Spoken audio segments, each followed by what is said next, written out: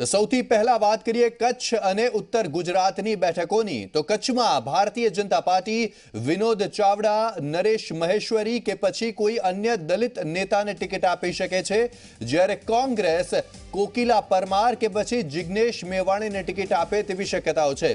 તો બનાસકાંઠામાં ભારતીય જનતા પાર્ટી હરિભાઈ ચૌધરી અને શંકર ચૌધરી પરથી ભટોળને ટિકિટ આપી શકે છે, જેની સામે કોંગ્રેસ લાલજી દેસાઈ, ગુવાભાઈ રબારી, જોઈતાભાઈ પટેલ તેમજ દિનેશ ગઢવીમાંથી કોઈને ટિકિટ આપી શકે છે। પાટણની વાત કરીએ તો પાટણમાં ભારતીય જનતા પાર્ટી નટુજી ઠાકોર, ભરતસિંહ ડાભી તેમજ જુગલ ઠાકોરને ટિકિટ આપી શકે છે, જ્યારે કોંગ્રેસમાંથી એક જ ઉમેદવાર જગદીશ ઠાકોરનું નામ છે અને તે જ નામ નિશ્ચિત પણ મનાય છે। મહેસાણાથી ભારતીય જનતા પાર્ટી જયશ્રીબેન પટેલ, ભારતીય જનતા પાર્ટી યુવા મોરચાના અધ્યક્ષ ઋત્વિજ પટેલ, પૂર્વ ગૃહમંત્રી રજની પટેલને ટિકિટ આપી શકે છે, જ્યારે કોંગ્રેસ મહેસાણાથી જીએમ પટેલ અને ડોક્ટર કિરીટ પટેલને મેદાનમાં ઉતારી શકે છે। સાબરકાંઠાથી દીપસિંહ રાઠોડ, મહેન્દ્રસિંહ ચૌહાણ તેમજ જયસિંહ ચૌહાણને ટિકિટ મળી શકે છે, જ્યારે કોંગ્રેસ સાબરકાંઠાથી મહેન્દ્ર બારૈયા અને રાજેન્દ્ર કુંપાવતને ટિકિટ આપી શકે છે। તો આટલા એ નામો છે અલગ અલગ બેઠકો ઉપર જેના ઉપર ભારતીય જનતા પાર્ટી અને કોંગ્રેસના સંભવિત ઉમેદવારોના નામ સામે આવ્યા છે। જો કે હજુ તેના પર ફાઇનલ મહોર લાગવાની વાર છે, કારણ કે ભારતીય જનતા પાર્ટીની કોર કમિટીની બેઠકની તેમાં નામો પર ચર્ચા થઈ રહી છે। તો બાદમાં કેન્દ્રીય નેતૃત્વ નામો ફાઇનલ કરશે, ત્યારબાદ લિસ્ટ જાહેર કરાશે। તો કોંગ્રેસમાં પણ તે જ પ્રક્રિયા છે। કોંગ્રેસમાં પણ કોંગ્રેસનો હાઈકમાન્ડ છેલ્લે નામ પર આખરી મહોર મારશે અને ત્યારબાદ તેની જાહેરાત કરવામાં આવશે। જો કે કોંગ્રેસે પહેલાથી 4 ઉમેદવારોના નામ તો જાહેર કરી દીધા છે, અન્ય 22 ઉમેદવારોના નામ જાહેર કરવામાં આવશે ટૂંક સમયમાં। કોંગ્રેસ તરફથી હાલમાં પ્રદેશ અધ્યક્ષ અમિત ચાવડા અને વિરોધ પક્ષના નેતા પરેશ ધાનાણી દિલ્હીમાં છે, તેઓ બેઠક કરી રહ્યા છે। હાઈ લેવલની આજે સાંજે કોંગ્રેસના યુપીએના ચેરપર્સન સોનિયા ગાંધીના નિવાસ સ્થાને ચૂંટણી સમિતિની બેઠક પણ મળવાની છે, જેમાં તમામ નામો પર ચર્ચા કરવામાં આવશે। પરંતુ કચ્છ બેઠકની જે વાત કરીએ, જે એસસી માટે અનામત બેઠક છે, તેમાં વિનોદ ચાવડા, નરેશ મહેશ્વરીનું નામ ચર્ચાઈ રહ્યું છે ભારતીય જનતા પાર્ટી માટે, અથવા તો કોઈ સિનિયર દલિત નેતાને મળી શકે છે। તો કોંગ્રેસ તરફથી કોકિલા પરમાર અથવા તો જિગ્નેશ મેવાણી કે જેઓ હાલમાં અપક્ષ ધારાસભ્ય છે, તેમને કોંગ્રેસ ટિકિટ આપી શકે છે। પણ અહીં સવાલ તે છે કે શું જિગ્નેશ મેવાણી હજુ પણ પક્ષના બંધનમાં બંધાવવા માંગે છે ખરા, કે પછી હજુ પણ તેઓ અપક્ષ જ ચૂંટણી લડવા માંગે છે અને અપક્ષ જ સાંસદ બનવા માંગે છે, તે સૌથી મોટો સવાલ છે। બનાસકાંઠાની વાત કરીએ તો બનાસકાંઠામાં હરિભાઈ ચૌધરી, શંકર ચૌધરી અને પરથી ભટોળનું નામ સૌથી વધારે ચર્ચાઈ રહ્યું છે, પરંતુ તેમાંથી કયા નામ પર છેલ્લે મહોર વાગે છે તે સૌથી મોટો સવાલ છે। શંકર ચૌધરી 2017માં વિધાનસભા ચૂંટણી પણ હારી ચૂક્યા છે વાવથી, અને તેમની સામે ગેનીબેન ઠાકોર જીતી ચૂક્યા છે, જેથી હાલમાં શંકર ચૌધરી ધારાસભ્ય પદ પર નથી અને તેથી જ તેમને સાંસદ પદ માટે ચૂંટણી લડવાની તીવ્ર ઈચ્છા છે। તો કોંગ્રેસમાં લાલજીભાઈ દેસાઈનું નામ ચર્ચાઈ રહ્યું છે, ગુવાભાઈ રબારીનું નામ ચર્ચાઈ રહ્યું છે, જોઈતાભાઈ પટેલનું નામ ચર્ચાઈ રહ્યું છે અને દિનેશભાઈ ગઢવીનું નામ ચર્ચાઈ રહ્યું છે બનાસકાંઠા બેઠક માટે। પાટણની વાત કરીએ તો પાટણમાં ઠાકોર સમાજનું ખૂબ અહીંયા પ્રભુત્વ છે, તેવામાં ભારતીય જનતા પાર્ટીમાં 3 નામ છે, નટુજી ઠાકોર, ભરતસિંહ ડાભી અને જુગલ ઠાકોર। તો તેની સામે કોંગ્રેસમાં પહેલા અલ્પેશ ઠાકોરનું નામ ખૂબ જ પ્રબળતાથી ચર્ચાઈ રહ્યું હતું અને તેના કારણે જગદીશ ઠાકોરે એક સમયે ચૂંટણી ન લડવાની જાહેરાત પણ કરી દીધી હતી, પરંતુ હવે અલ્પેશ ઠાકોરે સ્પષ્ટપણે કહી દીધું છે કે પક્ષ જે નિર્ણય લેશે તેનાથી તેઓ સહેમત છે, જેથી અલ્પેશ ઠાકોર પાટણથી લોકસભા ચૂંટણી લડે તેવી શક્યતાઓ નહિવત છે। જેથી એકમાત્ર નામ પાટણથી સામે આવી રહ્યું છે કોંગ્રેસમાં, અને તે નામ છે પૂર્વ સાંસદ જગદીશ ઠાકોર। મહેસાણાની વાત કરીએ, પાટીદાર પ્રભાવિત આખો વિસ્તાર કે જ્યાં પાટીદાર મતદારો નક્કી કરે છે મોટા ભાગે, તો મહેસાણામાં જયશ્રીબેન પટેલ, ઋત્વિજ પટેલ અને રજની પટેલના નામ મુખ્યત્વે ચર્ચાઈ રહ્યા છે।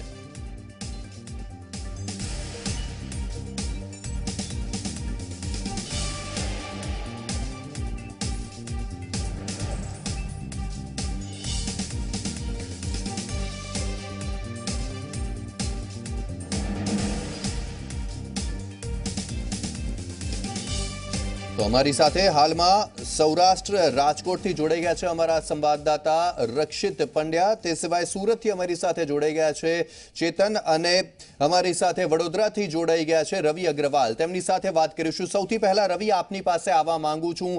વડોદરાની વાત કરીએ. વડોદરા બેઠક, આમ તો વડોદરા બેઠક પરથી 2014માં નરેન્દ્ર મોદી ચૂંટણી લડ્યા હતા અને જીત્યા પણ હતા. બાદમાં તેમણે આ બેઠક છોડી દીધી હતી. આ વખતે કયા મુખ્ય નામો વડોદરામાં ચર્ચાઈ રહ્યા છે બંને પક્ષ તરફથી, ભારતીય જનતા પાર્ટી અને કોંગ્રેસ બંને પક્ષ તરફથી?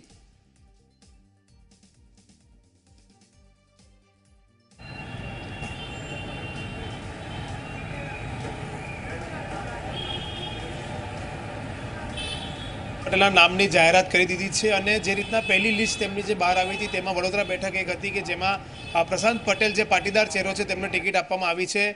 તેવી જ રીતના જો હું બીજેપીમાંથી વાત કરવામાં આવે તો બીજેપીમાં હાલના જે સાંસદ છે રંજનબેન ભટ્ટ, તેમની પ્રબળ શક્યતાઓ સેવામાં આવી રહી છે કે તેમને ફરી વખત પાર્ટી રિપીટ કરી શકે છે.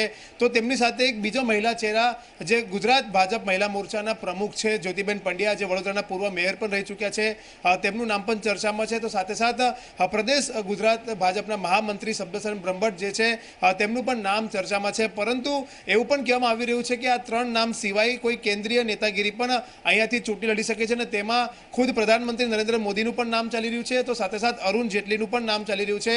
જો કેન્દ્રીય નેતાગીરીમાંથી કોઈ પણ નેતાને અહીંયા ઊભા નથી રાખવામાં આવતા તો ચોક્કસથી એવું કહી શકાય કે સાંસદ રંજનબેન ભટ્ટ જે હાલના સાંસદ છે તેમને પાર્ટી ફરી વખત ટિકિટ આપી શકે છે, કારણ કે તેમનો જે રિપોર્ટ છે તે પાર્ટીમાં એક સ્વસ્થ અને સાફ રિપોર્ટ ગયો છે. તેના કારણે તેમની પ્રબળ શક્યતાઓ છે. જ્યારે બીજા નંબરની જો વાત કરવામાં આવે વડોદરા બેઠક માટે ભાજપમાંથી તો શબ્દસન બ્રહ્મભટ્ટનું નામ ચર્ચાઈ રહ્યું છે. તે છેલ્લા ઘણા સમયથી સંગઠનમાં ફરજ બજાવી રહ્યા છે. પાર્ટીને સમગ્ર સેન્ટ્રલ ગુજરાતથી લઈને તેમને મજબૂત કરી છે, સંગઠનને મજબૂત કર્યું છે અને તેમને અનેક વખત ટિકિટો માંગી છે, પરંતુ પાર્ટીએ તેમને અત્યાર સુધી સંગઠનની જવાબદારી આપી હતી. પરંતુ હવે કહેવાય રહ્યું છે કે ચોક્કસથી વડોદરા બેઠક પરથી શબ્દસન બ્રહ્મભટ્ટને પણ ટિકિટ મળી શકે છે. જી જરૂરથી. સાથે જ રવિ, કોંગ્રેસમાં પ્રશાંત પટેલનું નામ પ્રબળપણે ચર્ચાઈ રહ્યું છે, પણ શું તે નામ ફાઇનલ માની શકાય? કારણ કે કોંગ્રેસમાંથી વડોદરા માટે એક જ નામ ચર્ચાઈ રહ્યું છે અને તે નામ છે પ્રશાંત પટેલનું. તો શું તે જ નામને નિશ્ચિત માની શકાય ખરું?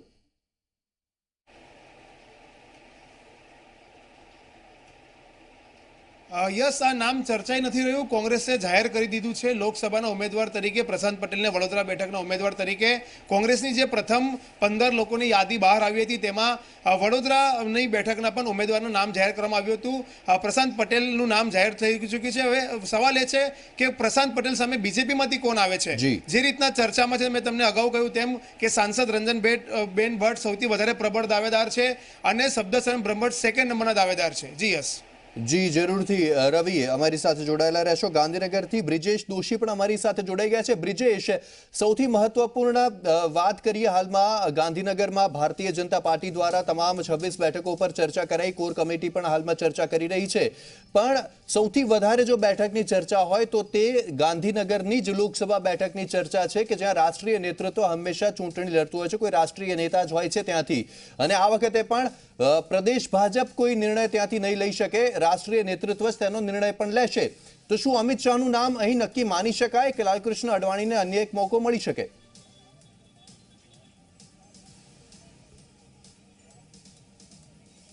જે રીતે વાત કરવામાં આવે તો સૌથી મહત્વનો મુદ્દો એ છે કે લાલકૃષ્ણ અડવાણી વારંવાર પોતે લડવાની ઈચ્છા દર્શાવી ચૂક્યા છે. આ વખતે તેઓ ચૂંટણી લડશે કેમ તેનો નિર્ણય ખુદ તેમણે લેવાનો છે. પાર્ટીમાં એક જગ્યાએ મત એવો છે કે લાલકૃષ્ણ અડવાણી જો ચૂંટણી લડવાની ઈચ્છા વ્યક્ત કરે છે તો પછી બીજા કોઈ લડવાની વાત રહેતી નથી. પણ સ્વાભાવિક રીતે લાલકૃષ્ણ અડવાણી જે ઉંમર છે, ઉંમરને ધ્યાનમાં રાખીને પક્ષ નિર્ણય લેશે અને સંભવત એવું મનાઈ રહ્યું છે કે અન્ય કોઈ રાષ્ટ્રીય નેતા તેમને રિપ્લેસ કરે.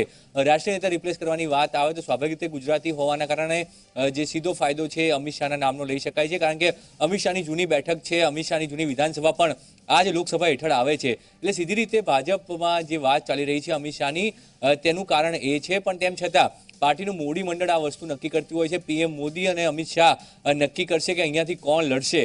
અને એ તમામ નિર્ણય તેમણે લેવાનો હોય છે. હાલ પૂરતી જે રીતે કાર્યકર્તાઓની સેન્સ આવી હતી, કાર્યકર્તાઓએ માંગ કરી છે કે રાષ્ટ્રીય અધ્યક્ષ અમિત શાહને અહીંથી લડાવવામાં આવે.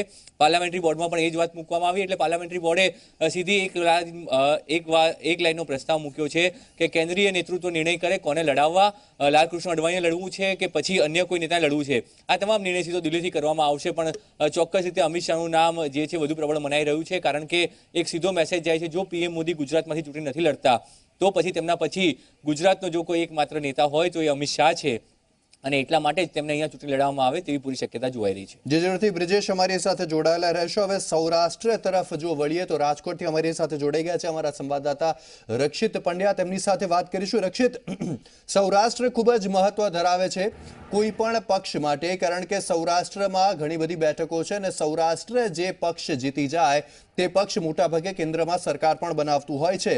તો રાજકોટની વાત કરીએ, રાજકોટ જે મુખ્ય શહેર છે સૌરાષ્ટ્રનું, ત્યાં કયા કયા નામો મુખ્યત્વે ચર્ચાઈ રહ્યા છે? મોહન કુંડારિયાને શું ભારતીય જનતા પાર્ટી ફરી ટિકિટ આપી શકે છે ખરી? અને લલિત કગથરાનું નામ કોંગ્રેસમાંથી ચર્ચાઈ રહ્યું છે આ વખતે રાજકોટ માટે, કે જેઓ પાટીદાર બેકગ્રાઉન્ડ પણ ધરાવે છે.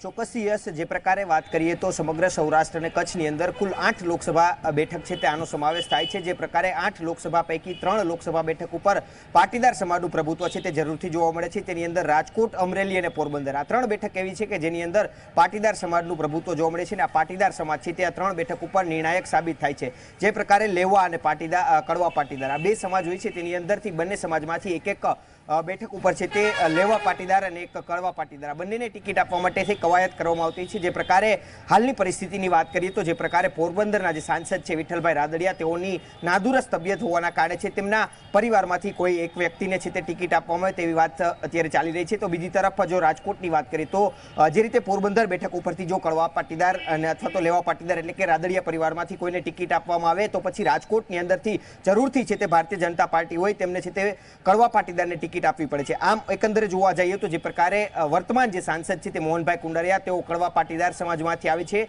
તેઓ 5 વર્ષની અંદર ખૂબ સારી એવી કામગીરી કરી છે. તેઓ નરેન્દ્ર મોદીની નજીક પણ માનવામાં આવી રહ્યા છે. આમ જે રીતે જે જ્ઞાતિ ફેક્ટર છે તે આની અંદર કામ કરી રહ્યો છે, તેમાં મોહનભાઈ કુંડારિયાને રિપીટ કરવામાં આવે તેવી શક્યતા સેવાઈ રહી છે. જે પ્રકારે ભારતીય જનતા પાર્ટીના નિરીક્ષકો દ્વારા જે સેન્સ લેવામાં આવી હતી તેની અંદર પણ જે મોહનભાઈ કુંડારિયા છે તેમનું નામ છે તે પ્રથમ આ સામે આવ્યું હતું. તેમની બાદ જો વાત કરીએ તો તેની અંદર જે ગુજરાત મ્યુનિસિપલ ફાઇનાન્સ બોર્ડના ચેરમેન છે ધનસુખ ભંડેરી, તેઓનું નામ સામે છે. તો બીજી તરફ જે તાજેતરમાં જ જે કુંવરજીભાઈ બાવળિયાને મંત્રી પદ તરીકે જ્યારે જવાબદારી સોંપાઈ અને જે જસદણ વિધાનસભાની અંદર જે પેટા ચૂંટણી યોજાઈ હતી તેની અંદર જેઓએ સિંહ ફાળો ભજવ્યો હતો કુંવરજીભાઈને જીતાડવામાં, તેનું નામ છે ડોક્ટર ભરત બોગરા. તેઓ પણ જસદણ વિધાનસભા વિસ્તારના પૂર્વ ધારાસભ્ય છે, અને આ વિસ્તાર એવો છે કે જે રાજકોટ લોકસભા બેઠક છે તેની અંદર સૌથી વધારે જે મતદારો છે તે પાટીદાર મતદારો છે, અને ત્યારબાદ કોઈ સમાજ આવતો હોય તો તે કોળી સમાજ છે, એટલે કે કોળી સમાજના લોકોના મત પણ આની અંદરથી જરૂરથી મળી શકે છે. રાજકોટ બેઠક છે તે ભાજપનો ગઢ જરૂરથી મનાઈ રહ્યો છે. આમ જે કડવા પાટીદારની વાત કરીએ તો કડવા પાટીદાર ઉમેદવાર આવે તો જરૂરથી પાટીદાર સમાજના તો મત મળે છે, પરંતુ સાથોસાથ આ વખતની જે લોકસભાની ચૂંટણી છે તેમની અંદર કુંવરજીભાઈ બાવળિયાનો પણ પૂરેપૂરો સપોર્ટ છે તે માત્ર રાજકોટ નહીં પરંતુ સમગ્ર સૌરાષ્ટ્રની અંદર મળી શકશે. કારણ કે જે પ્રકારે પ્રથમ વાત કરીએ તો પાટીદાર સમાજ આવે છે, અને ત્યારબાદ જો કોઈ બીજો સમાજ હોય તો તે ઓબીસી સમાજ એટલે કે કોળી સમાજ પણ આની અંદર આવતો હોય છે. જે બેઠકો હોય છે તેની અંદર કોળી સમાજની અંદર પણ જે કુંવરજીભાઈ બાવળિયા છે તેમનું પણ સારું એવું નામ છે, એટલે કે તેમની પણ આની અંદર ક્યાંક જે નેતાગીરી છે તે ભાજપને સીધો ફાયદો કરાવી શકે છે. તો બીજી તરફ કોંગ્રેસની આપણે વાત કરવામાં તો કોંગ્રેસના ઉમેદવાર તરીકે અત્યારે રાજકોટ બેઠક ઉપરથી સૌથી પ્રબળ નામ હોય તે લલિત કગથરાનું ચાલી રહ્યું છે, કે જેઓ હાલમાં પડધરી અને ટંકારા વિસ્તારના જે કોંગ્રેસના ધારાસભ્ય છે અને જે પડધરી ટંકારા મત વિસ્તાર છે તે રાજકોટ લોકસભા બેઠકની અંદર સમાવેશ થાય છે. આ એવો વિસ્તાર છે કે જેની અંદર મોટા પ્રમાણમાં પાટીદાર સમાજ વસવાટ કરે છે, ખેડૂત સમાજ વસવાટ કરે છે. જે રીતે લલિત કગથરાની વાત કરીએ તો લલિત કગથરા એક ખેડૂત નેતા તરીકે પણ ઉમરી આવે છે. આ પડધરી ટંકારાનો જે વિસ્તાર છે ત્યાં આગળથી મોટા પ્રમાણમાં ખેડૂતો છે તે લલિતભાઈના સમર્થનની અંદર છે તે સાથે આવતા હોય છે. અનેક વખત ખેડૂતો માટે થઈ તેઓ રજૂઆત પણ કરી છે. તો બીજી તરફ જે રીતે વાત કરીએ પોરબંદર બેઠકની, ત્યાંથી લલિત વસોયાનું પણ નામ સામે રહ્યું છે, અને લલિત વસોયા પણ પાટીદાર સમાજની અંદર એક સારો ચહેરો છે, તેની પણ સપોર્ટ છે તે પોરબંદર બેઠક ઉપર જરૂરથી ક્યાંક કોંગ્રેસ જે પાર્ટી છે તેને પણ મળી શકે છે. જી રક્ષિત, તેની સાથે સાથે આ વખતે સૌથી વધારે રોચક બેઠક જો સૌરાષ્ટ્રમાં કોઈ રહેશે તો તે જામનગર જામનગર હોઈ શકે છે, કારણ કે જામનગરમાં ભારતીય જનતા પાર્ટીમાં પણ ટસલ છે કે પૂનમ માડમને ટિકિટ મળશે, કે જે હાલમાં વર્તમાન સાંસદ છે, કે પછી રવિન્દ્ર જાડેજાના પત્ની રીવાબા જાડેજાને ટિકિટ મળશે, કે જેમણે પણ દાવેદારી નોંધાવી છે. આ તો વાત ભારતીય જનતા પાર્ટીની થઈ, પણ કોંગ્રેસમાં હાર્દિક પટેલ જામનગરથી ટિકિટ મેળવવા માટે ધમપછાડા કરી રહ્યા છે, પણ તેમની સામેનો કેસ છે જે અડચણ બની શકે છે. તો જામનગર બેઠક કેટલી રસપ્રદ રહેશે?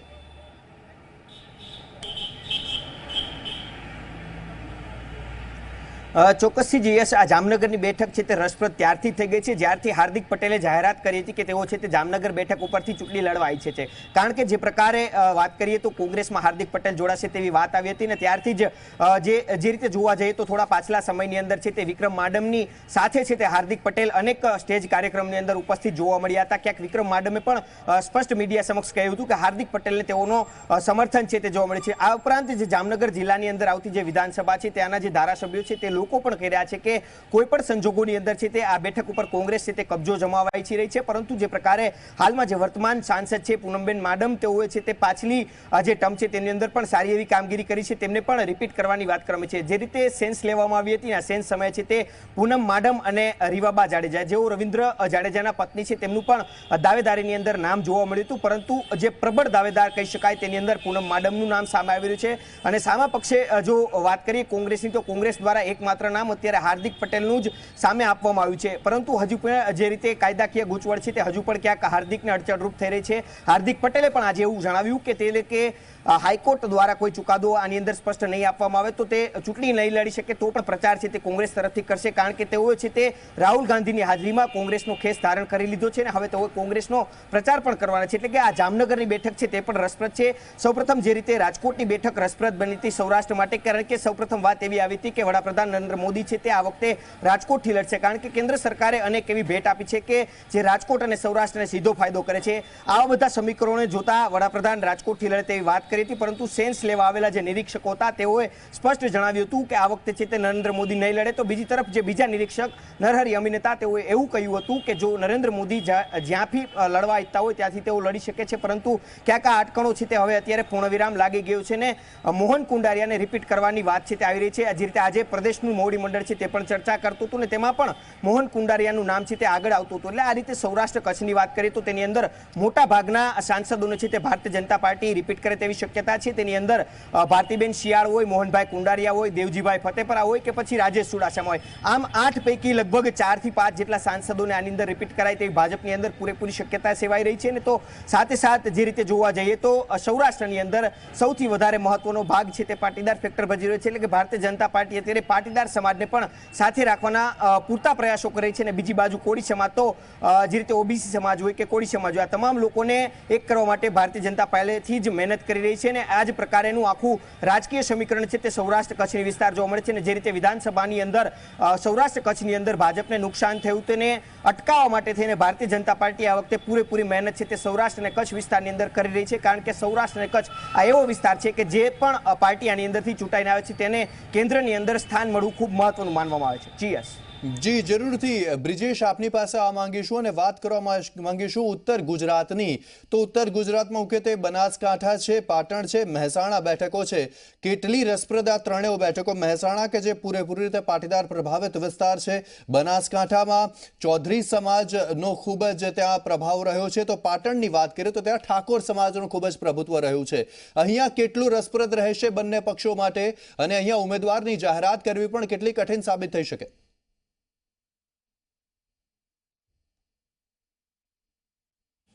જે રીતે વાત કરવામાં આવે યશ, તો ઉત્તર ગુજરાતની અંદર ભાજપ માટે જે ટફ ફાઇટ છે, સૌથી મહત્વની 2 બેઠક છે પાટણ અને બનાસકાંઠા. આ બંને બેઠકો ઉપર ભાજપ માટે કપરા ચઢાણ એટલા માટે છે કારણ કે જે વિધાનસભાના પરિણામો આવ્યા તેની અંદર પણ સ્પષ્ટ દેખાયું હતું કે વિધાનસભાની સીટો ભાજપને ત્યાં ઓછી મળી છે અને કોંગ્રેસને વધારે મળી. હંમેશા એવું થતું રહ્યું છે કે લોકસભાની ચૂંટણી હોય તેની અંદર રાષ્ટ્રીય મુદ્દાઓ ચોક્કસ રહેતા હોય છે, પણ તેમ છતાં વિધાનસભાનું ફેક્ટર એક મહત્વનું પરિબળ રહેતું હોય છે. આ બેઠકો પહેલેથી પરંપરાગત રીતે કોંગ્રેસ પાસે રહી છે. કોંગ્રેસનો મજબૂત ગઢ સમાન આ બેઠકો હતી અને પાટણની અંદર સીધું સમીકરણ જો વાત કરીએ કાસ્ટ ફેક્ટરની તો ઉત્તર ગુજરાતની જે 4 મોટી બેઠકો છે તેના ઉપર એક સમીકરણ ફિક્સ બેસે છે. મહેસાણામાં ભાજપ હંમેશા પાટીદારને ટિકિટ આપે છે, પાટણની અંદર ઠાકોર ચૌધરી સમાજને બનાસકાંઠામાં પ્રતિનિધિત્વ મળે છે અને સાબરકાંઠા સીટ છે ત્યાં પણ ઠાકોર અને અન્ય જે જ્ઞાતિ છે તેને પ્રભુત્વ મળતું હોય છે. તો આ 4 કાસ્ટ ફેક્ટર છે. એ કાસ્ટ ફેક્ટરના આધારે આ 4 સીટો ઉપર નિર્ણય લેવાય છે. આ વખતે પણ એવું લગભગ નિશ્ચિત બનાવી રહ્યું છે કે મહેસાણા બેઠક ઉપર ભાજપ પાટીદાર ચહેરાની ટિકિટ આપશે. જયશ્રીબેન પટેલ જે વર્તમાન સાંસદ છે તે રિપીટ થાય તેવી શક્યતાઓ ખૂબ ઓછી છે. તેમને રિપીટ કરવાના બદલે તેમની જગ્યાએ નવા ચહેરાને સ્થાન આપવામાં આવશે. એ નામની અંદર ડોક્ટર ઋત્વિજ પટેલનું નામ હતું. તેની અંદર તમામ રીતે જે વાત કરીએ, સી.કે. પટેલ જે પાટીદાર ચહેરો છે તેનું નામ છે, પૂર્વ ગૃહમંત્રી રજની પટેલ તેમણે પણ દાવેદારી નોંધાવી છે. તો આ તમામ નામો જે છે મહેસાણા બેઠક માટે છે. પાટણની વાત કરીએ તો પાટણમાં નટુજી ઠાકોરની વાત હોય, પૂર્વ સાંસદ, પૂર્વ ધારાસભ્ય, તે રીતના સમીકરણો છે. એક યુવા ચહેરો છે ત્યાં જુગલજી ઠાકોર, તેમનું નામ પણ ત્યાં છે એ ચાલી રહ્યું છે. ભરતસિંહ ડાભી જે છે પાટણની અંદર, તો તેમનું કહી શકાય કે તેઓ જે છે વર્તમાન ધારાસભ્ય છે. તો આ 3 નામો છે ત્યાં પાટણમાં ચાલી રહ્યા છે. પાટણમાં વર્તમાન સાંસદ જે છે લીલાધર વાઘેલા, તેમણે દાવેદારી નથી નોંધાવી. તેમણે દાવેદારી બનાસકાંઠા માટે નોંધાવી છે, પણ એમની જે તબિયત અને એમની ઉંમર છે તેના કારણે એવું મનાઈ રહ્યું છે કે પાર્ટી તેમને ટિકિટ નહીં આપે. તેમને ટિકિટ ભલે ગમે ત્યાં માગી હોય. એટલે પાટણની અંદર જે છે એ સીધી રીતે સાંસદ રિપીટ નહીં થાય, તેમના સ્થાને કોઈ નવો ચહેરો આવશે. બનાસકાંઠાની વાત કરીએ તો બનાસકાંઠાની અંદર સાંસદ હરિભાઈ ચૌધરી છે, તેમને રિપીટ કરવાની શક્યતાઓ મનાઈ રહી હતી, પરંતુ જે રીતે 2 કરોડના કૌભાંડની અંદર તેમનું નામ આવ્યું ને સીધા છાંટા પીએમઓ સુધી ઉડ્યા હતા, તો આ તમામ જે બાબતો છે તે એક નેગેટિવ પાસું છે. પણ તેમ છતાં ચૌધરી સમાજને બેઠક આપવાની છે. ચૌધરી સમાજના જે મુખ્ય 3 નામો હતા તેમાં પરથી ભટ્ટોનું નામ છે, પૂર્વ આરોગ્ય મંત્રી શંકર ચૌધરીનું પણ નામ તેની અંદર હતું. પણ જે રીતે કહેવાય છે કે ચૌધરી સમાજ વર્સિસ ઇતર એટલે અન્ય જે કમ્યુનિટી છે તેનો ત્યાં ઝઘડો ન થાય અને ચૌધરી વર્સિસ ઠાકોરના ઝઘડામાં ભાજપને જે છે સીટ ન ગુમાવવી પડે, તો આ સમીકરણનું ધ્યાન ત્યાં ભાજપ રાખી રહ્યું છે. સાબરકાંઠામાં દીપસિંહ રાઠોડનો કોઈ વિકલ્પ જે છે પાર્ટી શોધી રહી છે, જેની અંદર પૂર્વ સાંસદનું પણ નામ આવ્યું હતું, ડોક્ટર મહેન્દ્રસિંહ ચૌહાણનું, તો તે નામ પણ ચાલી રહ્યા છે. તમામ જગ્યાએ નામો ખાસા ચર્ચા કરવામાં આવી છે. પણ જે મુખ્ય મુદ્દો રહેશે જ્ઞાતિ જાતિ સમીકરણો અને સામે કોંગ્રેસમાંથી કયો ઉમેદવાર આવે છે તેના ઉપર જે છે તમામ વસ્તુઓ નક્કી થશે. જ્યાં સુધી બનાસકાંઠાની વાત છે તો બનાસકાંઠામાં કોંગ્રેસ પણ જે છે એ ચૌધરી સમાજની જગ્યાએ જે તેના પૂર્વ ધારાસભ્યો છે, ગોવાભાઈ રબારીની વાત કરવામાં આવે, જોઈતાભાઈ પટેલની વાત કરવામાં આવે, તો તે સમીકરણ પ્રમાણે સેટ થઈ રહ્યું છે. ત્યાં કોંગ્રેસ જે છે અધર કમ્યુનિટીને પણ જે છે ચાન્સ આપી શકે છે, સ્વચ્છ પ્રતિભાવાળો ચહેરો પણ ઉતરી શકે છે. એટલે ત્યાં અલગ અલગ નામો કોંગ્રેસમાં ચાલી રહ્યા છે. તો બીજી તરફ પાટણની અંદર જે નિશ્ચિત નામ મનાઈ રહ્યું છે જગદીશ ઠાકોરનું, અલ્પેશ ઠાકોરના ઇનકાર બાદ સ્પષ્ટ રીતે પાટણ બેઠક ઉપર હવે જગદીશ ઠાકોર સિવાય પાર્ટી માટે કોઈ અન્ય વિકલ્પ નથી. એટલે કોંગ્રેસમાંથી જગદીશ ઠાકોર લડશે તેવું નિશ્ચિત મનાયું છે. ખાલી જાહેરાત બાકી છે. મહેસાણાની વાત કરીએ તો મહેસાણામાં જે છે કોંગ્રેસ પાસે કોઈ મજબૂત લોકસભાની અંદર જે છે દાવેદાર નથી. તેવા સંજોગોની અંદર પક્ષ કોને લડાવે છે તેના ઉપર નજર રહેશે, કારણ કે પાટીદાર ચહેરો જે છે કોંગ્રેસ પાસે કોઈ મજબૂત નથી અને તે સંજોગોની અંદર કોને લડાવવામાં આવે છે તે જોવાનું રહેશે મહેસાણા બેઠક માટે. તો આ જે 4 બેઠકો છે ઉત્તર ગુજરાતની, તેના સિવાય અન્ય 2 બેઠક પણ છે, અમદાવાદ પૂર્વ અને પશ્ચિમ યશ. આ બંને બેઠકો ભાજપના ગઢ સમાન બેઠકો છે. અમદાવાદ પૂર્વમાં અમદાવાદ પર આવીએ, પણ તે પહેલા મહેસાણાની જો ફરી એક વખત વાત કરીએ તો મહેસાણામાં એક જે મોટું નામ ચર્ચાઈ રહ્યું છે અને યુવા નામ તે છે ડોક્ટર ઋત્વિજ પટેલ. તે પણ એક ખૂબ મોટું નામ છે. શું? કારણ કે તેઓ જીતુ વાઘાણીની નજીકના પણ છે, અમિત શાહની નજીકના પણ ગણાઈ રહ્યા છે. અને તેની સાથે જયશ્રીબેન પટેલના નામના પોસ્ટર સોશિયલ મીડિયામાં વાયરલ થયા કે તેમને ટિકિટ ન આપતા નહીં તો ભારતીય જનતા પાર્ટી હારી જશે મહેસાણામાં. એ બંને ફેક્ટર કેટલા પ્રભાવી રહી શકે છેલ્લો ઉમેદવાર નક્કી કરવા માટે?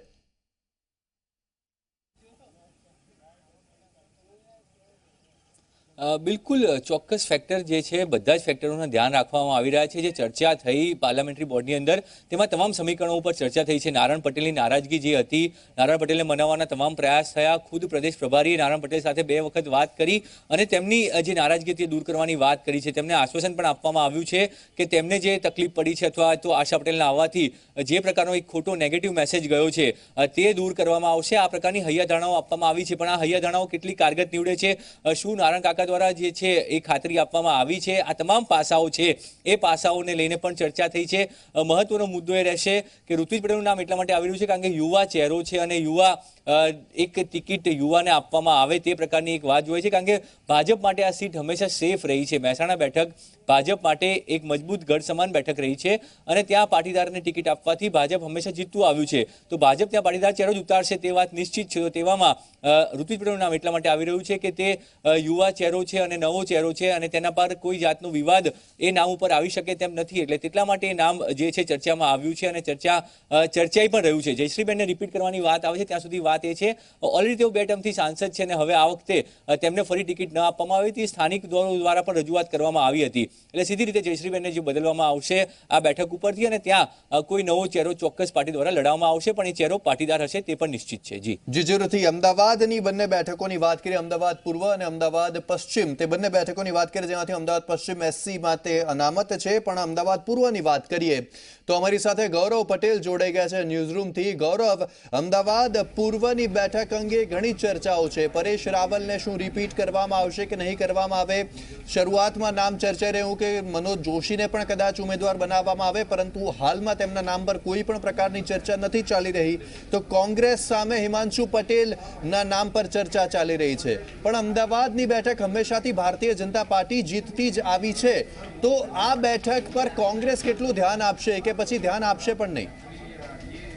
યસ, છેલ્લી કેટલીક વિધાનસભાની અને લોકસભાની ચૂંટણી પર નજર કરીએ તો જ્યાં પણ શહેરી વિસ્તાર લાગતો હોય ત્યાં ભારતીય જનતા પાર્ટીનો ગઢ ગણવામાં આવે છે. ભારતીય જનતા પાર્ટીની કમિટેડ વોટ બેંક ગણવામાં આવે છે. આપણે વર્ષ 2017ની વિધાનસભાની ચૂંટણીની વાત કરીએ તો ગ્રામ્ય વિસ્તારમાં કોંગ્રેસનો જનાધાર ઉડીને આંખે વળગ્યો, પરંતુ જ્યાં શહેરી વિસ્તાર શરૂ થયો ત્યાં કોંગ્રેસના ગઢમાં ગાબડા પડ્યા અથવા તો કોંગ્રેસ ત્યાં પહોંચવામાં ઊની ઉતરી, જેના કારણે સીધી રીતે ભારતીય જનતા પાર્ટીને ફાયદો થયો અને તેઓએ ગુજરાતમાં સરકાર બનાવી. બરાબર એ જ પ્રકારની પરિસ્થિતિ લોકસભાની ચૂંટણીમાં પણ જોવા મળે છે. આપણે છેલ્લી કેટલીક લોકસભાની ચૂંટણી જોઈએ તો અમદાવાદ પૂર્વની બેઠક એ ભારતીય જનતા પાર્ટી માટે અજય ગઢ છે. તેમના ઉપર હજી સુધી કોંગ્રેસ કોઈ પણ દિવસ ખાતું ખોલાવી શક્યું નથી.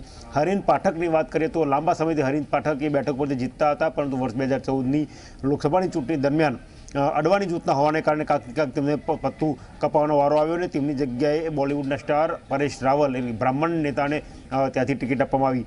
5 વર્ષના સર્વેની વાત કરીએ તો પરેશ રાવલની જે હાજરી હોવી જોઈએ તે હાજરી જોવા મળી નહીં. ના સરકારી કાર્યક્રમો, ના ભારતીય જનતા પાર્ટીના કાર્યક્રમો, ના પ્રજા વચ્ચે. એટલે સીધી રીતે અમદાવાદ પૂર્વના કાર્યકરોની એવી ડિમાન્ડ છે કે કોઈ સ્થાનિક વ્યક્તિને ટિકિટ આપવામાં આવે ને ફરી એકવાર સ્થાનિક વ્યક્તિનું નામ આવતું હોય તો હરીન પાઠકનું નામ ઉડીને આંખે વળગ્યું. હવે હરીન પાઠકને ટિકિટ આપતી કે કેમ એ પાર્ટીનો લુકઆઉટ રહેશે, પરંતુ સૌથી મહત્વનું છે કે બ્રાહ્મણને કોઈ ટિકિટ આપવાની વાત છે ત્યારે ત્યાં અશોક ભટ્ટના દીકરા છે તેમનું નામ હાલ ચાલી રહ્યું છે, ભૂષણ ભટ્ટનું.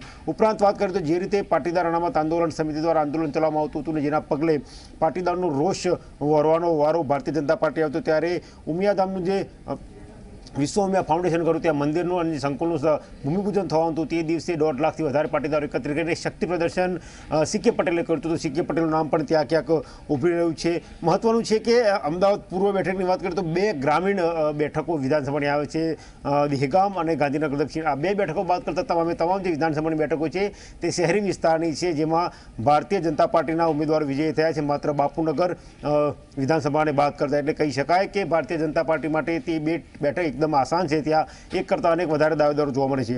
કોંગ્રેસની વાત કરીએ તો કોંગ્રેસ ક્યારે આ બેઠક ઉપર ખાતું ખોલાવી શકી નથી. વર્ષ 2009ની લોકસભાની વાત કરીએ તો દીપકભાઈ બાબરિયાનો હાર થઈ હતી, 2014માં હિંમતસિંહ પટેલની હાર થઈ હતી. હવેની વાત કરીએ તો એક કરતાં અનેક નામો ચર્ચામાં સામે આવી રહ્યા છે, પરંતુ હિમાંશુ પટેલ સૌથી આગળ ચાલી રહ્યા છે. હિમાંશુ પટેલની વાત કરીએ તો તેઓ ગાંધીનગર મૂળ અડાલતના રહેવાસી છે. ગાંધીનગર દક્ષિણમાં તેમનું વિધાનસભામાં પડે છે અને તેમનો જે સમાજ કહેવાય પાટીદાર સમાજ તે દહેગામ સુધી વિસ્તરેલો છે. એટલે દહેગામ અને ગાંધીનગર દક્ષિણ બેઠક ઉપર તેમનું સારું પ્રભુત્વ છે. ઉપરાંત બાપુનગરની સીટ કે જે કોંગ્રેસ જીત્યું છે, એટલે કહી શકાય કે લોકસભાની પૈકી જે 7 વિધાનસભા છે તેમાંથી 3 બેઠકો પર પ્રભુત્વ કોંગ્રેસનું જોવા મળશે. માટે હિમાંશુ પટેલ આ બેઠક ઉપર દાવ લગાવી રહ્યા છે. બીજી મહત્વની વાત કે જે બાપુનગર, ઠક્કરબાપાનગર અને નિકોલનો જે વિસ્તાર ગણો તેમાં સૌરાષ્ટ્રના લેવા પાટીદારો મોટા પ્રમાણમાં રહે છે. હિમાંશુ પટેલ પણ લેવા પાટીદાર સમાજમાંથી આવે છે, ત્યારે તેમનું નામ ઉડીને આગળ ચાલી રહ્યું છે. કોંગ્રેસ બાદ બીજા નામની વાત કરીએ તો રોહન ગુપ્તા લાંબા સમયથી વિસ્તારમાં પ્રચાર પ્રસાર કરી રહ્યા છે અને તેઓ પણ લોકસભા ચૂંટણી લડવા ઈચ્છુક છે. રોહન ગુપ્તાની વાત કરીએ તો તેઓ જે રાજકુમાર ગુપ્તા ખરા અમદાવાદ શહેર કોંગ્રેસના પૂર્વ પ્રમુખ તેમના દીકરા છે અને તેઓ હાલ અહેમદ પટેલની ખૂબ નજીકના વ્યક્તિ ગણવામાં આવે છે. તો તેમના નામ પર ચર્ચા ચાલી રહી છે, પરંતુ જે પ્રમાણે જ્ઞાતિગત સમીકરણની વાત હોય એ જોતા અમદાવાદ પૂર્વની બેઠકમાં કોંગ્રેસ પાટીદાર એટલે કે હિમાંશુ પટેલની ટિકિટ આવે એવું સ્પષ્ટ લાગી રહ્યું છે. અને જ્યાં સુધી ભારતીય જનતા પાર્ટીની વાત કરીએ તો જો પાટીદારને ટિકિટ આપવા ના થાય તો કોઈ એક બ્રાહ્મણને સીટ આપવાની નક્કી હોય ત્યારે બ્રાહ્મણ કોઈ ઉમેદવારને ભારતીય જનતા પાર્ટી અમદાવાદ પૂર્વ બેઠકો પર ઉતારી શકી છે. યશ. જી, સાથે જ ગૌરવ, હવે અમદાવાદ પશ્ચિમ બેઠકની વાત કરીએ કે જે એસસી માટે અનામત બેઠક છે. કિરીટ સોલંકી હાલમાં ત્યાંથી સાંસદ છે અને ત્યાં કોંગ્રેસે રાજુભાઈ પરમારને ઉમેદવાર તરીકે જાહેર કરી દીધા છે. તો ભારતીય જનતા પાર્ટી તરફથી કિરીટ સોલંકી, રમણલાલ વોરા અને દર્શના વાઘેલાનું નામ સૌથી પ્રબળ ચર્ચાઈ રહ્યું છે. શું આ ત્રણમાંથી જ કોઈ એક નામ હોઈ શકે કે પછી અન્ય કોઈ નામ પર પણ ચર્ચા ચાલી રહી છે? અને શું કિરીટભાઈને રિપીટ કરી શકે છે ભારતીય જનતા પાર્ટી કે પછી નો રિપીટની થિયરી અપનાવી શકે? યસ, વાત કરીએ તો ભારતીય જનતા પાર્ટીનો એ શિરસ્તો રહ્યો છે કે જ્યારે પણ કોઈ પણ વિધાનસભાની બેઠક હોય અથવા તો લોકસભાની બેઠક હોય, જ્યાં કાર્યકરોનો રોષ જોવા મળતો હોય, જનતા માટે એન્ટી ઇન્કમન્સીની સમસ્યા ઊભી થતી હોય, ત્યારે તે સીધી રીતે પોતાનું જે લાંબા સમયથી ચાલતો ઉમેદવાર હોય તે ચહેરો બદલી કાઢે છે. એટલે કદાચ જો કિરીટ સોલંકીથી સ્થાનિક લોકોની નારાજગી સામે આવશે તો એન્ટી ઇન્કમન્સી કે દેખાશે તો તે ચહેરો બદલતા ભારતીય જનતા પાર્ટીને વાર નહીં લાગે અને નો રિપીટ થિયરી અમલમાં મૂકતા તે જરા પણ ખચકાશે નહીં. અમદાવાદ પશ્ચિમ બેઠકની વાત કરીએ તો જૂનામાં રતિલાલ વર્મા ત્યાંથી સાંસદ રહી ચૂક્યા છે, પરંતુ જ્યારે નવું સીમાંકન થયું ત્યારે અમદાવાદ પશ્ચિમ બેઠકમાં અમદાવાદ શહેરી વિસ્તારનો સમાવેશ થવા માંડ્યો. અને જે શહેરી વિસ્તારની જે મહત્તમ બેઠકો છે તે અમદાવાદ પશ્ચિમ આવે છે, જેમાં દાણી લીમડા કે જ્યાંથી શૈલેષ પરમાર ધારાસભ્ય છે તે બેઠકનો સમાવેશ થાય છે, અને દરિયાપુર કે જ્યાંથી ગ્યાસુદ્દીન શેખ અને જમાલપુર ખાડે કે જ્યાંથી ઇમરાન ખેડાવાલા, આ ત્રણ બેઠકો છે કે જ્યાંથી કોંગ્રેસના ધારાસભ્ય ચૂંટાય છે. બાકીની એલએસપીની વાત કરીએ, મણિનગરની વાત કરીએ, ત્યારબાદ એલએસપી અને મણિનગર બેઠકની વાત કરીએ તો ત્યાંથી ભારતીય જનતા પાર્ટીનો ઉમેદવાર ચૂંટાયેલા છે. વિજલપુર વિસ્તાર વિધાનસભાની વાત કરીએ તો તે ગાંધીનગર બેઠકમાં પડે છે, પરંતુ અમદાવાદની જે વાત કરીએ અમદાવાદ પશ્ચિમ બેઠકની તો ત્યાં દલિતો મોટી સંખ્યામાં છે અને દલિત બેઠક તરીકે આ બેઠક વિખ્યાત છે. ત્યારે વર્ષ 2009ની વાત કરીએ તો શૈલેષ પરમાર ઊભા હતા. શૈલેષ પરમારની હાર થઈ કોંગ્રેસમાંથી અને કિરીટ સોલંકી સીધી રીતે જીતી ગયા. 2014માં પણ કિરીટ સોલંકીને ભારતીય જનતા પાર્ટી રિપીટ કર્યા, ત્યાં પણ તેઓ વિજેતા બન્યા. તેમની સામે ભારતીય જનતા પાર્ટીના જ ઉમેદવાર હતા કે જેઓએ કોંગ્રેસ પાર્ટી જોઈન કરી હતી, તેમને કોંગ્રેસ પાર્ટી ટિકિટ આપી હતી, પણ તેઓ જીતી શક્યા ન હતા. છેવટે કોંગ્રેસ પાર્ટી છોડીને તેઓ ફરી એકવાર ભારતીય જનતા પાર્ટીમાં જોઈન થઈ ગયા હતા. આ વખતની વાત કરીએ તો કોંગ્રેસે પોતાનો ઉમેદવાર અગાઉથી જાહેર કરી દીધું છે. એટલે કહી શકાય કે ચૂંટણીની જાહેરાત થતાં પહેલાં જ રાજુ પરમાર કે જેઓ રાજ્યસભાના સાંસદ રહી ચૂક્યા છે તેમને ટિકિટ આપી છે. તેમના માટે આ સીટ ખૂબ જ અઘરી એટલા માટે છે કારણ કે શહેરી વિસ્તારમાં ભારતીય જનતા પાર્ટીનો દબદબો છે. ત્યાં લોકો ભારતીય જનતા પાર્ટીને સિમ્બોલ તરીકે ઓળખે છે, કોઈ વ્યક્તિ તરીકે કોઈ ઉમેદવારને મત આપતા નથી. માટે જ કિરીટ સોલંકી એક સામાન્ય કાર્યકર હોવા છતાં સતત 2 ટર્મથી ત્યાંથી ચૂંટાઈને આવે છે. મહત્વની વાત એ આવે છે કે જ્યાં સુધી કિરીટ સોલંકી સાંસદ હોય ત્યારે અન્ય ઉમેદવારો કેમ દાવેદારી કરી રહ્યા છે. રમણલાલની વાત કરીએ તો તેઓ વિધાનસભા અધ્યક્ષ રહી ચૂક્યા છે, પરંતુ વર્ષ 2017ની વિધાનસભાની ચૂંટણીમાં તેમની હાર થઈ. માટે હાલ તેઓ રાજકારણથી થોડા અલિપ્ત છે. તેઓ પોતે સક્રિય રાજકારણમાં આવવા ઈચ્છતા હોવાથી તેઓ આ બેઠક પર દાવ કરે છે. દર્શનાબેન વાઘેલાની વાત કરીએ તો તેઓ અમદાવાદના ડેપ્યુટી મેયર રહી ચૂક્યા છે. મહિલા છે, દલિત છે, માટે જો કોઈ ચહેરો રિપીટ કરવાનો થાય અને મહિલા અગ્રણીને સ્થાન આપવાનું થાય તો એક દલિત મહિલા તરીકે દર્શનાબેન વાઘેલાનો પણ નંબર લાગી શકે છે. પરંતુ કહી શકાય કે જે ઇતિહાસ બતાવ્યો છે તે ભારતીય જનતા પાર્ટીને ફેવરમાં છે. ઉમેદવાર કોઈ પણ હોય, રાજુ પરમારને કોંગ્રેસનો જે ઉમેદવાર છે તેમને ભારતીય જનતા પાર્ટી સામે લડવા માટે ખૂબ જ આકરી મહેનત કરવી પડશે. યશ. જી, જરૂરથી ગૌરવ અમારી સાથે જોડાયેલા રહેશો. રવિ, આપની પાસે ફરી આવવા માંગીશું. મધ્ય ગુજરાતની વાત કરવા માંગીશું. પંચમહાલ બેઠકની જો વાત કરીએ તો પંચમહાલ પર ટસલ છે પ્રભાતસિંહ ચૌહાણ અને CK રાહુલજી વચ્ચે. કારણ કે CK રાહુલજી કોંગ્રેસમાંથી ભારતીય જનતા પાર્ટીમાં આવ્યા, હજી સુધી તેમને કોઈ પદ મળ્યું નથી. તેમણે માંગ પણ કરી ભારતીય જનતા પાર્ટી સમક્ષ અને ત્યારબાદ પ્રભાતસિંહ ચૌહાણે કહ્યું કે CK રાહુલજી આવશે તો તેમની સામે લડી લઈશું. ભારતીય જનતા પાર્ટીમાં કેટલું મોટું ઘમાસાણ દાવેદાર નક્કી કરવા માટે પંચમહાલમાં, અને કોંગ્રેસમાં એક જ નામ ચર્ચાઈ રહ્યું છે VK ખાંટનું. તો શું તેને નિશ્ચિત માની શકાય?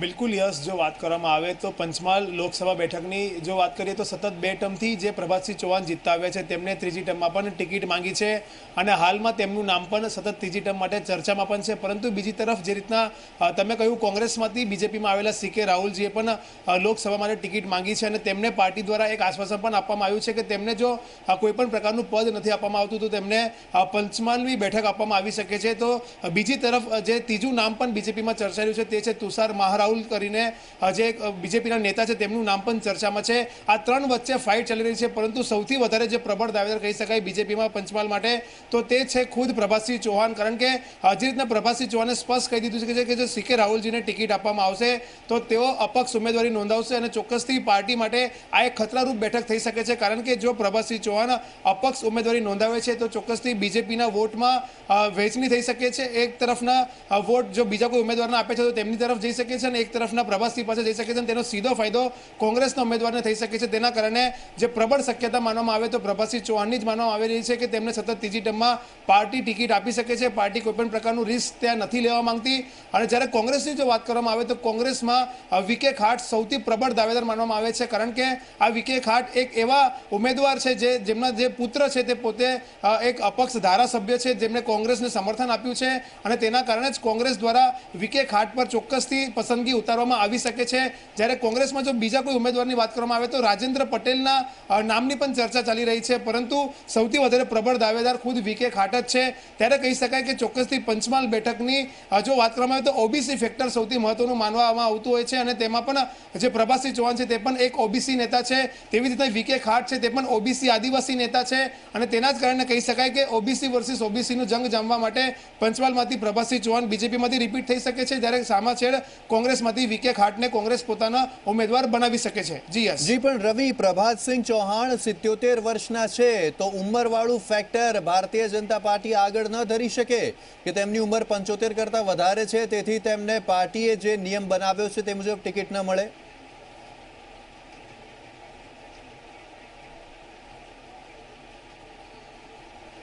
યસ, હું તમને કહેવા માંગીશ કે જે રીતના ભારતીય જનતા પાર્ટીની કેબિનેટની બેઠક મળી હતી, પાર્લામેન્ટરીની બેઠક મળી હતી, તેમાં સ્પષ્ટ કહેવામાં આવ્યું હતું કે 2019ની ચૂંટણીમાં જે ઉંમરનો જે હતો એક વિકલ્પ, તે જે વિકલ્પ છે તેને દૂર કરવામાં આવ્યો છે. તેના કારણે જે પોતાના સિનિયર નેતાઓ છે તેને તે ચૂંટણી લડાવી શકે છે અને તેના જ સંદર્ભમાં જે પ્રભાસજી ચૌહાણ છે તે દાવો કરી શકે છે કે 75 વર્ષથી વધારે ઉંમરના જે સિનિયર નેતાઓ છે કે જેઓ પોતાના મતક્ષેત્રમાં ખૂબ જ કદ્દાવર નેતા છે તેવા લોકોને ટિકિટ આપવી જોઈએ અને તેના સંદર્ભમાં જ તે ફરી વખત તેમને ટિકિટ માંગી છે. તેના કારણે એક વાત તો સ્પષ્ટ છે કે જો પ્રભાસજી ચૌહાણને પાર્ટી ટિકિટ નહીં આપે તો ચોક્કસથી પંચમહાલ બેઠક પર ત્રિપાખીયો જંગ ખેલાવાનો છે, કારણ કે ભાજપ સીકે રાહુલજીને જો ટિકિટ આપે છે તો ચોક્કસથી પ્રભાસજી ચૌહાણ અપક્ષ ઉમેદવારી કરે છે અને કોંગ્રેસમાંથી વીકે ખાટ જો આવે છે તો તેનો સીધો જ ફાયદો વીકે ખાટને મળી શકે છે, જેના કારણે પંચમહાલ બેઠક પર ભાજપ કોઈપણ પ્રકારનું રિસ્ક નહીં લેવા માંગતું અને તેના કારણે જ પ્રભાસજી ચૌહાણનું નામ પ્રબળ શક્યતા અને પ્રબળ દાવેદાર તરીકે માનવામાં આવી રહ્યું છે અને સામે છેડે કોંગ્રેસમાંથી વીકે ખાટનું નામ પણ પ્રબળ શક્યતા અને દાવેદાર રીતે માનવામાં આવી રહ્યું છે. જી જરૂરથી રવિ, જોડાયેલા રહેશો. રાજકોટથી રક્ષિત છે અમારી સાથે, જેમની સાથે સૌરાષ્ટ્રની વાત કરીશું. રક્ષિત, પોરબંદર બેઠકની જો વાત કરીએ તો પોરબંદરમાં શું ભારતીય જનતા પાર્ટી વિઠ્ઠલ રાદડિયા તો આ વખતે ચૂંટણી લડી શકે તેમ નથી, તેમની તબિયત નથી સારી, તો શું રાદડિયા પરિવારમાંથી જ કોઈને ટિકિટ આપી શકે? અને જો રાદડિયા પરિવારમાંથી જ કોઈને ટિકિટ આપે તો કોણ બની શકે પ્રબળ દાવેદાર, તે મુખ્ય સવાલ છે. અને બીજી બાજુ કોંગ્રેસમાં એક જ નામ ચર્ચાઈ રહ્યું છે, જે છે લલિત વસોયાનું. ફરી એક વખત પાટીદાર નામ, પાટીદાર આંદોલનમાંથી ઉભરેલો ચહેરો અને હાલમાં ગુજરાતમાં કોંગ્રેસ તરફથી ધારાસભ્ય. તો લલિત વસોયા કેટલા મોટા વિનિંગ ફેક્ટર કોંગ્રેસ માટે બની શકે પોરબંદરમાં?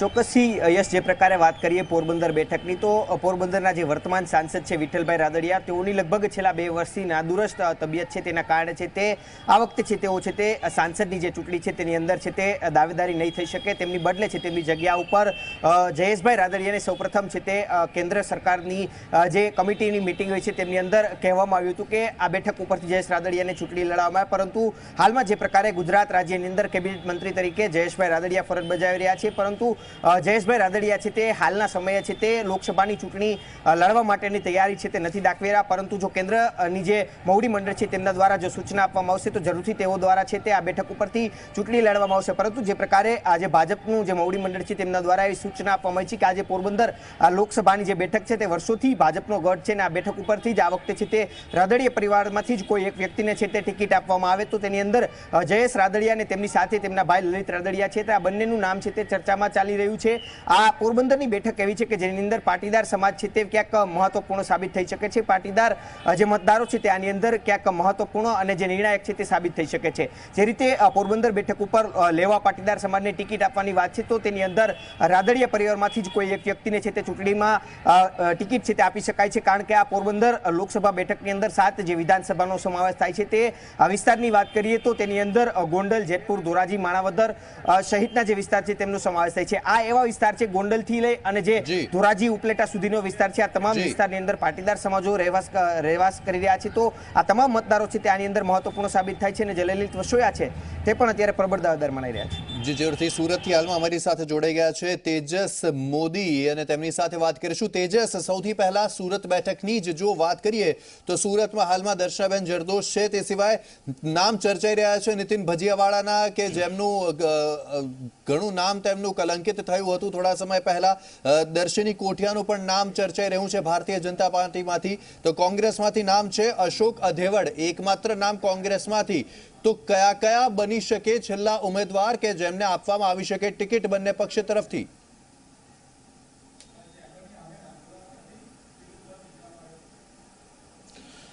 યસ, સુરત બેઠકની જો વાત કરવામાં આવે, સુરત લોકસભા બેઠક, સુરત પર છેલ્લે કહી શકાય છે કે મોરારજીભાઈ દેસાઈ ત્યારબાદ સીડી પટેલ બાદ કોંગ્રેસે આ બેઠક ક્યારેય મેળવી નથી. સતત 6 ટર્મ સુધી કાશીરામ રાણા અહીંથી એમપી રહ્યા હતા, તેઓ કેન્દ્રીય મંત્રી પણ બન્યા હતા અને એક વખત તો એવો મોકો આવ્યો કે તે રાજ્યના મુખ્યમંત્રી બનવાની દોડમાં પણ હતા. એટલે સુરત એ ભાજપનું ગઢ છે. સુરતમાં પાટીદાર આંદોલન, હાર્દિક, અલ્પેશની ઇફેક્ટ હોવા છતાં ગત વિધાનસભાની ચૂંટણીમાં 12માંથી 12 બેઠકો ભાજપે જીતી હતી. એટલે ભાજપનું ગઢ ગણાય છે અને ભાજપની ઘડી બેઠક પર હારવાના સીધા કોઈ ચાન્સીસ દેખાતા નથી. વાત દર્શના જરદોશની જો વાત કરવામાં આવે તો 2009માં તેમને પહેલી વખત ટિકિટ આપવામાં આવી હતી. કાશીરામ રાણા જેવા મોટા માથાને કાપીને આ ટિકિટ આપવામાં આવી હતી. 2 ટર્મથી તેઓ સાંસદ છે.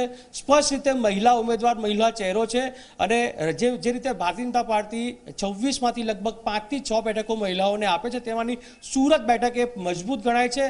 સીધી રીતે કોઈ ઇફેક્ટ નથી, એના કારણે દર્શના જરદોશને રિપીટ કરવામાં આવે તેવી સંપૂર્ણ શક્યતા છે. જો મહિલા ચહેરો નહીં તો કોણ, ત્યારે અન્ય ચહેરાની વાત આવશે. ત્યારે સૌથી મોટું નામ છે નીતિન ભજીયાવાળા. નીતિન ભજીયાવાળાનો કોઈ પ્રકારનો કલંકિત ઇતિહાસ રહ્યો નથી. એકદમ વ્યવસ્થિત વ્યક્તિ છે, શહેરના પ્રમુખ છે અને સીધી રીતે જોવા જાય તો અગાઉ તેઓ વિધાનસભાની ચૂંટણીની અંદર રેસમાં હતા, પરંતુ તેઓએ પોતાનું નામ, પોતાની દાવેદારી પાછી ખેંચી લીધી હતી. અને સૌથી મહત્વની વાત, પ્રધાનમંત્રી નરેન્દ્ર મોદી અને ભારતીય જનતા પાર્ટીના રાષ્ટ્રીય અધ્યક્ષ અમિત શાહના સૌથી નજીકના માનવામાં આવે છે. ખૂબ નજીકના. જ્યારે મુખ્યમંત્રી હતા નરેન્દ્રભાઈ, ત્યારથી લઈને અત્યાર સુધી સતત તેમના સંપર્કમાં રહ્યા છે અને જે મિશનો તેમને સોંપવામાં આવ્યા છે, કારણ કે પાટીદાર અનામત આંદોલન ખૂબ મોટું હતું, હાર્દિક અને અલ્પેશની સીધી ઇફેક્ટ વાળ્યું હતું. 5 જેટલી જે વિધાનસભા હતી તેમાં સીધી અસર થાય તેવી હતી, પરંતુ આ અસર ખાળવામાં નીતિન ભજીયાવાળા સફળ રહ્યા છે. એટલે એક સ્ટ્રેટેજીકાર તરીકે, એક રણનીતિકાર તરીકે ભજીયાવાળા સૌથી મજબૂત દાવેદાર છે. જો ભાજપ આ બંનેમાંથી કોને ટિકિટ ન આપે ને પાટીદાર ઇફેક્ટ જોઈને આપે તો દર્શની કોઠિયાનું નામ ત્યાર પછી આવે છે. દર્શની કોઠિયા મહિલા ચહેરો છે, અત્યારે પ્રદેશમાં મંત્રી છે, તેમના ચાન્સીસ પણ છે. પરંતુ સૌથી પહેલું જે વાત છે એ દર્શના જરદોશની છે. દર્શના જરદોશ અત્યારે સૌથી આગળ ચાલી રહ્યા છે અને ત્યારબાદ નીતિન ભજીયાવાળાનું નામ છે. નીતિન ભજીયાવાળા સંભવતઃ પાર્ટીના એક આજ્ઞાકારું કાર્યકર્તા જેવા છે અને તેઓને જો પાર્ટી કહેશે તો તે લડશે. સીધી રીતે કોઈ મજબૂત દાવેદાર નથી, પરંતુ હા એટલું કહી શકાય કે દર્શના જરદોશ સામે નીતિન ભજીયાવાળા સૌથી મજબૂત દાવેદાર છે. વાત રહી કોંગ્રેસની. કોંગ્રેસ દર ચૂંટણીની અંદર લોકસભાની ચૂંટણીમાં પોતાના ઉમેદવારોનો ચહેરો બદલતા હોય છે. ગઈ વખતે પણ તેમને આયાતી ઉમેદવારને ટિકિટ આપી હતી અને ત્યાર પહેલાની જો વાત કરવામાં આવે તો ધીરુ ગજેરા જે ભાજપમાંથી કોંગ્રેસમાં આવ્યા હતા તેમને ટિકિટ આપવામાં હતી, પરંતુ તમામ ઉમેદવારો ખૂબ મોટા માર્જિનથી હાર્યા છે. દર્શના જરદોશ ગઈ ચૂંટણીમાં લગભગ 5.5 લાખથી વધુ વોટેથી, એટલે કદાચ દેશની સૌથી મોટી લીડ તેમની હતી. એટલે કોંગ્રેસ પાસે ઉમેદવાર નથી. અશોક અધેવાડા છે, તે પ્રદેશમાં મંત્રી છે, પાટીદાર ફેક્ટર ધરાવે છે, ભાવનગરના છે અને તેના જ કારણે તેમને ટિકિટ આપવાની વાત ચાલી રહી છે. પરંતુ અશોક અધેવાડ જીતે તેવા કોઈ ચાન્સીસ અત્યારે દેખાઈ નથી રહ્યા.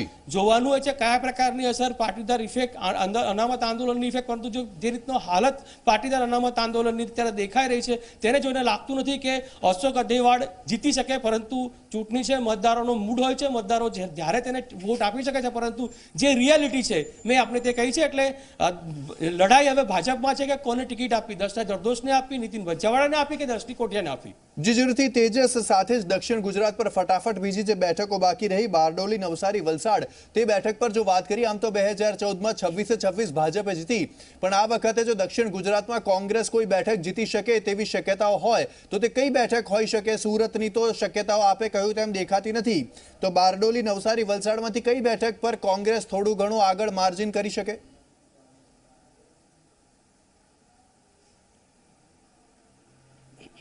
બે બેઠક છે જેના પર કોંગ્રેસ સૌથી વધારે જોર કરશે અને તેમાં સૌથી મહત્વની બેઠક છે વલસાડ બેઠકની હિસ્ટ્રી રહી છે, વલસાડ બેઠકનો ઇતિહાસ રહ્યો છે કે ત્યાંથી જે પાર્ટીનો ઉમેદવાર ચૂંટણી જીતતો હોય છે તે જ પાર્ટીનો વ્યક્તિ પ્રધાનમંત્રી બનતો હોય, ચાહે મોરારજીભાઈ જ્યારે બન્યા હતા ત્યારની વાત હોય, ત્યારબાદ જો વાત કરવામાં આવે અટલ બિહારી વાજપેયી, મનમોહન સિંહ અને ત્યારબાદ નરેન્દ્ર મોદી, જે વ્યક્તિ વલસાડમાંથી જીતે છે તે પાર્ટી સત્તામાં આવે છે. આ ઇતિહાસ રહ્યો છે. એટલે આ વખતે જરૂરથી કોંગ્રેસ એ કોશિશ કરશે કે વલસાડની બેઠક જીતવામાં આવે, કારણ કે ત્યાંના જે વર્તમાન સાંસદ છે અનેક વિવાદો તેમના રહ્યા છે અને તેના જ કારણે તેમને રિપીટ કરવામાં આવે તેવી શક્યતા ખૂબ ઓછી છે. પરંતુ વલસાડનો ઇતિહાસ, અને આપણે હું ધ્યાન દોરવા માંગીશ કે થોડાક સમય પહેલા રાહુલ ગાંધીએ ગુજરાતના ચૂંટણી પ્રચારની શરૂઆત વલસાડથી કરેલી હતી, લાલ ડુંગરી ગ્રાઉન્ડથી કરી હતી.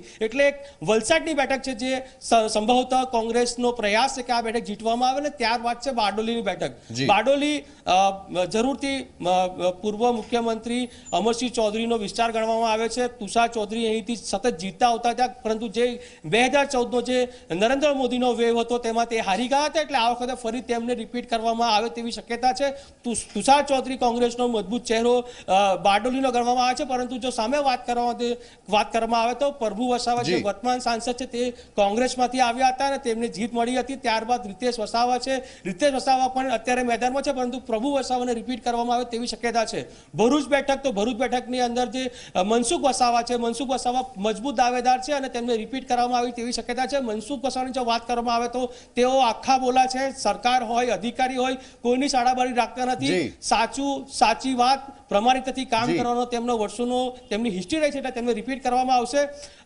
જો ત્યાં આગળ કોંગ્રેસની વાત કરવામાં આવે તો કોંગ્રેસ કદાચ ત્યાંથી હજી ટંકારવીને આપી શકે છે, પરંતુ છોટુ વસાવા એટલે બીટીપી ત્યાંથી લડવાની ઈચ્છા ધરાવે છે અને બીટીપી કદાચ ત્યાંથી લડે તો કોંગ્રેસ પોતાનો ઉમેદવાર નહીં મૂકે. અને છેલ્લી સીટ રહી છે નવસારીમાં CR પાટીલ સૌથી મોટા દાવેદાર છે ભાજપમાંથી. સામે કોળી સમાજે માંગણી કરી છે થોડા સમય પહેલા, જે પ્રકારે કુંવરજી બાવળિયા આ વિસ્તારના પ્રવાસે આવ્યા હતા અને તેમણે કહ્યું હતું કે કોળી સમાજને આ ટિકિટ, આ બેઠક કોઈ ટિકિટ આપવામાં આવે તો કોળી પટેલ સમાજને જો ટિકિટ આપવામાં આવે તો પાર્ટી વિચારશે. પરંતુ CR પાટીલ મજબૂત દાવેદાર છે અને કોંગ્રેસમાંથી ધર્મેશ પટેલ જે કોળી સમાજના આવે છે તેમની દાવેદાર. એટલે ઓવરઓલ જો વાત કરવામાં આવે તો કોંગ્રેસ વલસાડ અને બારડોલીની સીટ જીતવાની કોશિશ જરૂરથી કરી શકે છે. બાકીનો જે વિસ્તાર છે તે જરૂરથી ભાજપનો ગઢ છે. જી જરૂરથી તેજસ આપનો, ગૌરવ આપનો, રવિ આપનો અને રક્ષિત આપનો અમારી સાથે જોડાવા બદલ આભાર. તો વલસાડ બેઠક પર કોંગ્રેસ જરૂરથી જોર લગાવશે, કારણ કે વલસાડમાં જે પાર્ટી જીતે છે તે જ પાર્ટીની કેન્દ્રમાં સરકાર પણ બને છે. તેથી જ કોંગ્રેસે ધરમપુરમાં સભા પણ કરી હતી.